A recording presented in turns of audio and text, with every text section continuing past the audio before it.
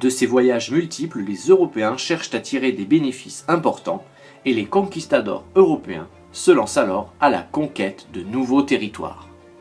Hernán Cortés détruit l'empire aztèque en 1521 et Francisco Pizarro s'empare de l'empire inca en 1532. La conquête est rapide, brutale, sanglante, et les civilisations d'Amérique latine sont détruites par les nouvelles maladies venues d'Europe et par les armes. Les Européens exploitent les nouvelles terres conquises, les plantes inconnues en Europe comme la pomme de terre, le tabac, le cacao ou le maïs sont rapportées dans les cours des rois.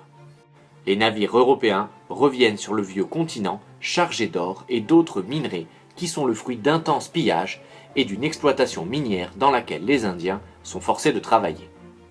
Des ports européens comme Séville ou Anvers s'enrichissent et connaissent un très grand essor. Au fil des années et des conquêtes, les Européens créent des comptoirs le long de la route des Indes et sur la côte du Brésil.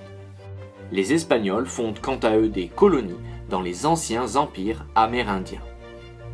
En moins d'un siècle, les Européens sont partis à la conquête des océans et du monde. Le champ des connaissances en géographie et botanique est totalement renouvelé, l'économie et les sociétés européennes bouleversées.